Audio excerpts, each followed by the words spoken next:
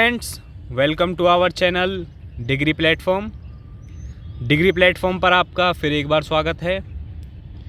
आज की वीडियो हमारे बीकॉम जी के स्टूडेंट्स के लिए दोबारा आ चुकी है, जिसमें हम फर्स्ट ईयर के सब्जेक्ट कोड BCOC 133 जिसका नाम है बिजनेस लॉ व्यावसायिक संनियम की यूनिट्स ब्लॉक 1 की यूनिट्स का एनालिसिस कर रहे हैं।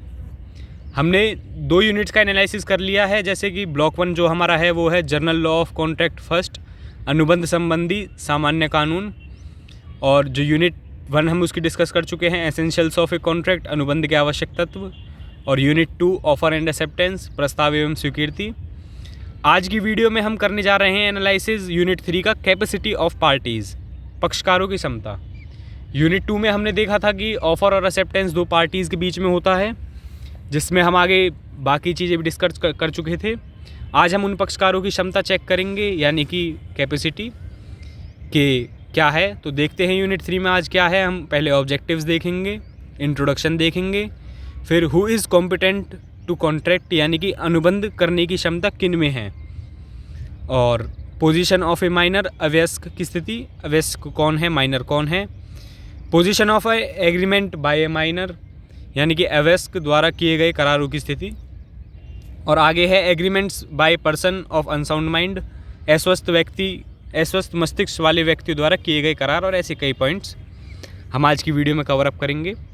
हमने बहुत सी चीज़ें यूनिट 1 और 2 में कवर कर ली हैं। मैक्सिमम क्वेश्चन आपको उधर से ही देखने के लिए मिलेंगे। आज की वीडियो में से लगता है मेरे हिसाब से एक क्वेश्चन आपको बहुत ही अच्छा मिल सकता है। जहाँ तक कि मुझे लगता है ये क्वेश्चन बन सकता है आपका who is competent to contract, या फिर बन सकता है agreements by a person of unsound mind. मैं इंपॉर्टेंट क्वेश्चंस की वीडियो अलग से लेकर आऊँगा आपके लिए, तो आप बेफिक्र रहें कि सर कौन सा क्वेश्चन बनेगा कौन सा नहीं बनेगा। उसके लिए भी ये सब चीज़ें आपको फ्री ऑफ कॉस्ट दूंगा। आपके इग्नू के सारे कोर्स को मैं कवर अप करूँगा, जल्दी हम उनके लिए भी वीडियो लेकर आएंगे। आप कमेंट्स में हमको ज़रूर बताएँ कि सर हम इस कोर्स में एनरोल हैं, हम इस कोर्स में एनरोल हैं, हमारे लिए इसका कंटेंट लाया जाए। मैं वादा करता हूँ आपको फ्री ऑफ कॉस्ट सारी चीज़ों का सोल्यूशन मैं इसी चैनल के माध्यम से दूंगा। आप बस हमारे चैनल को ज़्यादा से ज़्यादा सब्सक्राइब करें, वीडियोस को शेयर करें, हर वीडियो को लाइक करें, और कमेंट्स में अपना सुझाव ज़रूर दें, जिससे कि मैं आने वाली वीडियोस को आपको बहुत ही अच्छे फॉर्म में प्रोवाइड करवा सकूं।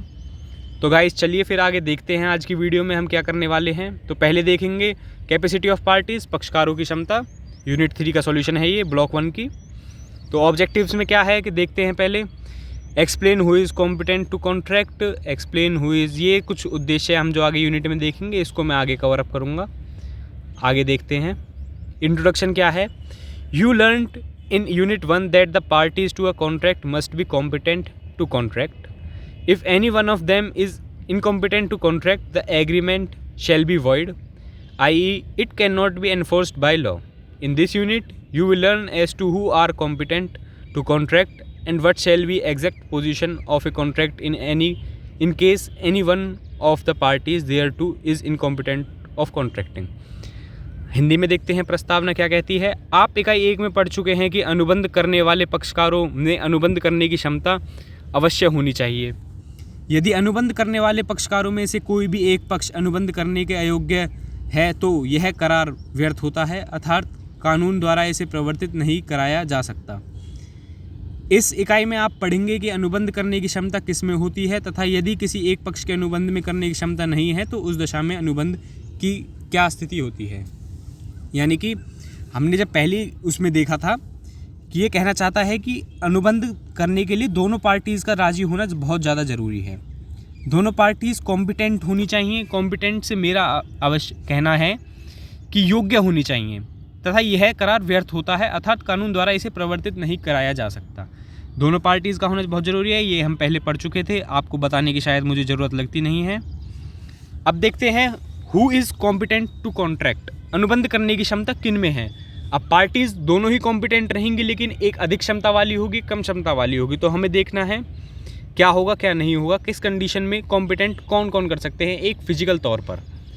देखते हैं पहला पॉइंट जो कहता है who is competent to contract, इसको थोड़ा इग्नोर करें, ये चीज़ें हमारे मतलब की नहीं है, मतलब की हैं शायद। इसमें से एक लाइन आप देख सकते हैं क्या कहना चाहता है। It provided that every person is competent to contract, मतलब जो कॉम्पिटेंट के कॉन्ट्रैक्ट के लिए होगा वो होगा who is the age of the majority according to the law to which he is subject, यानी कि इसमें स्पष्ट है कि जो उस पर लागू होने वाले कानून के अनुसार वयस्क हो। वयस्क यानी कि उतनी एज वो कंप्लीट कर चुका हो, एज ऑफ मेजॉरिटी। और दूसरा पॉइंट क्या है, जो स्वस्थ मस्तिष्क वाला हो, यानी कि एक फिजिकली माइंड से अच्छा आदमी हो, सोचने समझने की उसमें क्षमता हो। तीसरा पॉइंट क्या कहता है, who is not disqualified from contracting by any law to which he is subject, यानी कि तीसरा पॉइंट जो कहता है उस पर लागू होने वाले किसी कानून द्वारा अनुबंध करने की योग्य घोषित न किया गया हो। यानी कि आप समझ ही गए होंगे कि वो मिनिमम लॉ की तरह अपनी बाउंडेशंस में रहे, लॉ के थ्रू काम करे। Thus a person to be competent to contract should not be a minor, यानी कि वो एज का एक नंबर कंप्लीट कर चुका हो, माइनर ना हो। अनसाउंड माइंड यानी कि अस्वस्थ मस्तिष्क का ना हो, वो सोचे समझने की क्षमता ना रखता हो। डिस्क्वालीफाइड फ्रॉम कॉन्ट्रैक्टिंग, किसी भी कॉन्ट्रैक्ट से वो कभी डिस्क्वालीफाइड ना हुआ हो, क्वालिफाइड हुआ हो। अब आगे देखते हैं तो माइनर शब्द आ जाता है कि पोजीशन ऑफ ए माइनर, यानी कि अवयस्क की स्थिति क्या क्या हो सकती हैं। अवयस्क कौन है पहले हम ये देख लेते हैं, बार बार हम इन्हीं बातों को कर रहे हैं, अवयस्क। ये देखने के लिए अभी पता चलेगा क्या होगा। मैं थोड़ा इसका है हमारा कलर चेंज कर लेता हूँ मैं इसका, 2 मिनट रुकिएगा, ग्रीन कलर लेते हैं आज।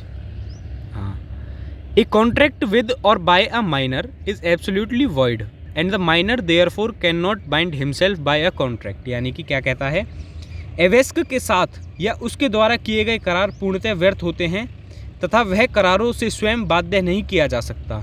अगर वो माइनर है तो वो किसी भी जो करार को करेगा वो व्यर्थ होगा और उसको किसी भी कार्य के लिए वो किसी भी करार के लिए वो बाध्य नहीं होगा। आप समझ गए हैं। Fraudulent representation bye a minor, दूसरा पॉइंट क्या कहता है, अवयस्क द्वारा किए गए कपटपूर्ण कथन। Will it make any change, इस पॉइंट में देखेंगे दूसरे वाले में ये क्या कहना चाहता है, will it make any change in case minor is guilty of deliberate misrepresentation about his age thereby reducing the other party to contract with him. Hindi में देखते हैं, यदि आवश्यक जानबूझकर अपनी आयु के संबंध में असत्य कथन करता है और दूसरे पक्ष को करार करने के लिए प्रेरित करता है, या तब स्थिति में कोई परिवर्तन होगा नहीं, इस करार की अवैधता पर कोई असर नहीं पड़ेगा। यदि अवयस्क स्वयं को वयस्क बताकर किसी से कोई करार करा भी लेता है तो करार व्यर्थ ही माना जाएगा। यानी कि वो अगर फ्रॉडुलेंट रिप्रेजेंटेशन से भी अपनी माइनर की स्थिति को दिखाता है, माइनर की स्थिति को न दिखाकर मेजर की स्थिति को दिखाता है, तब भी वो करार व्यर्थ ही माना जाएगा, क्योंकि समझ ही गए होंगे आप कितनी ईजी लैंग्वेज में था ये। तीसरा क्या है, ratification of a contract by a minor on attaining the age of majority. वयस्कता की आयु हो जाने पर अवयस्क द्वारा किए गए अनुबंधों का पुष्टिकरण भी नहीं किया जा सकता। वयस्कता की आयु हो जाने पर अवयस्क द्वारा किए गए अनुबंधों की पुष्टिकरण भी नहीं किया जा सकता। अवयस्क के साथ किए गए करार आरंभ से ही व्यर्थ होते हैं, अतः आप समझ ही गए होंगे वो व्यर्थ होंगे तो फिर क्या ही कंडीशन बनेगी, आप इसमें बना कर लिख सकते हैं। चौथा पॉइंट क्या कहता है, minors contract jointly with a major person. Documents jointly executed by a minor and an adult major person would be void, vice versa the minor, but they cannot be enforced against the major person who has jointly executed the same provided। बहुत सी चीज़ें आपको देखने के लिए मिलेंगी, इसमें देखते हैं हिंदी में क्या कहता है ये। अवयस्क किसी साझेदारी फर्म में साझेदार नहीं बन सकता, परंतु अन्य सभी साझेदारों की सहमति से अवयस्क को साझेदारी के लाभों में सम्मिलित किया जा सकता है, साझेदारी अधिनियम 1932 की धारा 30 के अनुसार। इसका अर्थ यह हुआ कि अवयस्क व्यक्ति हानियों के लिए किसी भी व्यक्तिगत दायित्व का जोखिम उठाए बिना फर्म में लाभों में हिस्सा बांट सकता है, यानी कि छोटा है तो वो सब चीज़ों के उपयोग कर सकता है। और क्या है, minor as a partner, minor can not be a partner in a partnership firm, वो कभी पार्टनर नहीं। Minor as an agent, minor as a shareholder, ये कई पॉइंट है आप देख सकते हैं। और minor can not be declare insolvent because he is incapable of contracting debts, वो माइनर है तो किसी भी कंडीशन को फुलफिल नहीं कर सकता। Exceptions, contract for the benefit of minor, इसमें एक्सेप्शंस देखेंगे क्या हैं, अपवाद जो होते हैं हमारे। अवयस्क की भलाई के लिए किए गए अनुबंध, एक अवयस्क करार के अंतर्गत लाभ स्वीकार कर सकता है तथा अंतरित हो सकता है। यद्यपि अवयस्क द्वारा संपत्ति को बेचने या बंधक रखने का अनुबंध व्यर्थ होता है, परंतु यदि अवयस्क ने मूल्य चुकाकर संपत्ति खरीदा है या उसने किसी वयस्क को कर्ज दिया है तो संपत्ति के अंतरण के संबंध में किया गया विक्रय अनुबंध या बंधक वैध होता है। ऐसे लेन देन को अवश्य स्वयं या किसी के अन्य के व्यक्ति द्वारा प्रवर्तित किया जा सकता है। समझ गए होंगे कि जो वो खुद करेगा उसका लाभ और हानि का हिस्सेदार वो खुद रहेगा। कॉन्ट्रैक्ट बाय गार्जियन, माइनर के गार्जियन के द्वारा जो कुछ करा जाएगा उसके लिए भी वो बाध्य रहेगा। Contract for supplies of necessaries, तीसरा पॉइंट देखते हैं क्या होगा। आवश्यक वस्तुओं की पूर्ति के लिए भी किए गए अनुबंध, वो जो नेसेसरीज मतलब if a person incapable of entering into a contract और anyone whom is legally bound to support is supplied by another person with necessary suited to his conditions in life, the person who is furnished such supplies is entitled to reimbursed from the properly of such incapable person. यानी कि जीवन यापन के लिए आवश्यक वस्तुओं की एक व्यापक सूची बनाना संभव नहीं है। वास्तव में जो वस्तु किसी व्यक्ति के लिए आवश्यकता की हो वह वस्तु वह किसी दूसरे के लिए विलिसिता की हो सकती हैं। समझ ही गए होंगे मैं क्या कहना चाहता हूँ। यानी कि अगर वो अपनी नेसेसरीज़ के लिए भी कोई सप्लाईज का इस्तेमाल करता है तो वो उनके लिए बाध्य होगा और उसमें लाभ हानि का वो हिस्सेदार होगा माइनर। 3 पॉइंट एक्सेप्शन के बहुत रहेंगे आपके लिए, 3 ही पॉइंट इसमें दिए हुए हैं। और आगे चलते हैं। Agreements by a person of unsound mind, थोड़ा छोटा सा ही है ये, ज़्यादा कुछ इसमें है नहीं। Who is a person of sound mind, यानी कि अस्वस्थ मस्तिष्क वाला व्यक्ति कौन है। Agreements by a person, you know that a person while making a contract should be of a sound mind, यानी कि कोई भी व्यक्ति जो कॉन्ट्रैक्ट करेगा वो स्वस्थ मस्तिष्क का होना चाहिए। Otherwise the contract will have no validity in the eyes of law, अगर वो किसी अस्वस्थ मस्तिष्क वाले व्यक्ति के साथ कॉन्ट्रैक्ट हुआ है तो वो कानून की नज़र में इलीगल होगा। Who is a person of a sound mind has been amply clarified by section 12 of the Indian contract act. इसकी हम थोड़ी सी अब डेफिनेशंस को नोट कर लीजिएगा। मैं कहता हूँ यहाँ से लेके a person is said to be of a sound mind for the purpose of making a contract if at the time when he makes he is capable of understanding it and forming a rational judgment as it to affects upon his interest। यहाँ तक इसको याद कर लेना। क्या कहता है, अनुबंध करने की प्रयोजनार्थ कोई व्यक्ति तब स्वस्थ मस्तिष्क का कहलाता है जब वह अनुबंध करने के समय अनुबंध को समझने की क्षमता रखता हो और इस बारे में विवेकपूर्ण निर्णय ले सकता हो अनुबंध का उसके हितों में क्या प्रभाव पड़ेगा। तो पॉइंटों के थ्रू देखते हैं। His capacity to understand the term of the contract, ये स्वस्थ मस्तिष्क के व्यक्ति की निशानी होंगी। His ability to form a rational judgement as to affect his upon interest. तो इसमें इतना ही है, आप समझ गए होंगे कि साउंड अच्छे स्वस्थ मस्तिष्क के व्यक्ति के बारे में आप खुद भी लिख सकते हैं। एग्जाम्पल्स क्या है, बर्डन ऑफ प्रूफ, आगे देखते हैं। बर्डन ऑफ प्रूफ क्या कहता है, हमारा सिद्ध करने का दायित्व।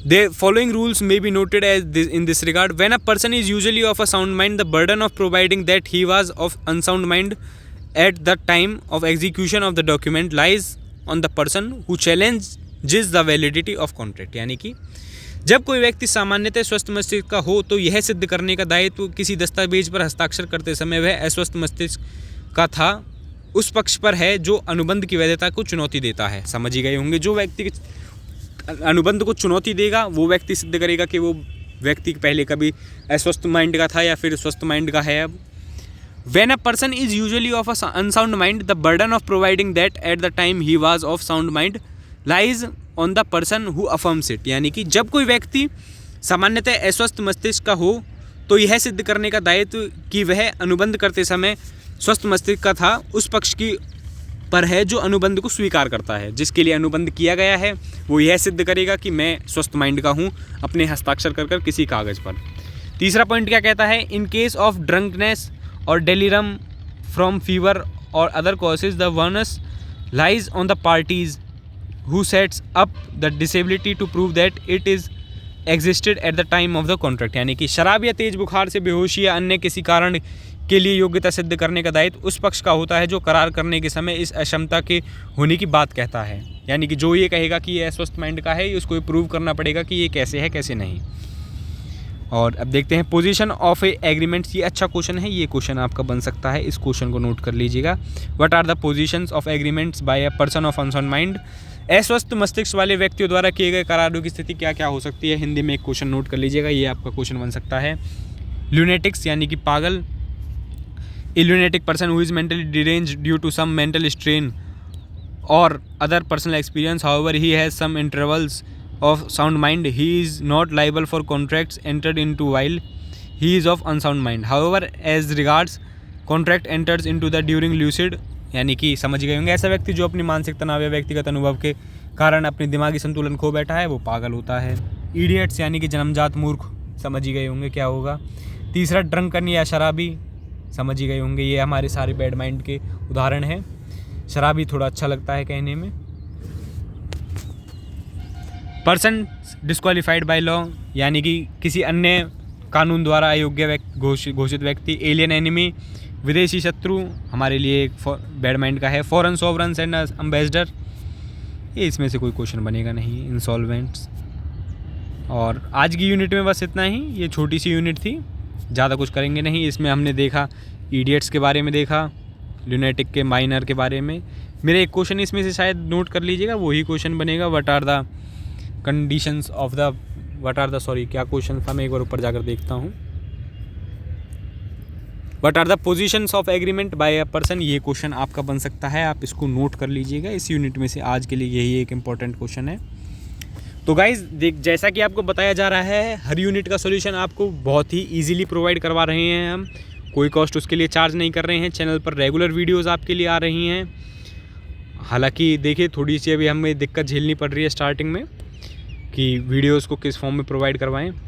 और कई चीज़ें आपके लिए हम लेकर आ रहे हैं इस बार। BAG के बारे में भी लेकर आ रहे हैं। इग्नू के स्टूडेंट्स जो नोट कर लें, जिनके एग्ज़ाम्स जून में लाइन अप हैं, और अभी जैसे कि दिसंबर सेशन कुछ दिनों में स्टार्ट होने वाला है एग्ज़ाम्स के बाद, तो उसके फ्री ऑफ कॉस्ट असाइनमेंट्स हम आपके लिए लेकर आएंगे वीडियो सॉल्यूशंस के थ्रू। जैसे जैसे कोर्स आते जाएंगे हम आपको फ्री ऑफ कॉस्ट असाइनमेंट्स आपको प्रोवाइड करवाते रहेंगे। और बाकी चीज़ें आपके लिए हमने लाइन अप करके रख ली हैं। बहुत से स्टूडेंट्स ये कमेंट्स में ज़रूर सवाल हमसे पूछें कि अरे मेरे क्वेश्चन का उत्तर ज़रूर दें कि सारे स्टूडेंट्स जो हों वो ये बताएं कि हम इग्नू के इस कोर्स में एनरोल हैं। जैसा कि कुछ स्टूडेंट्स हमारे BAG के होंगे, कुछ BCom G के होंगे, और कुछ BCom, जो मुझे कोड अभी याद आ रहे हैं, BCom CA के होंगे, BSc के कुछ स्टूडेंट्स होंगे। ये सारे हमको बताएं कि सर इनके कंटेंट हम लाया जाए कि नहीं लाया जाए।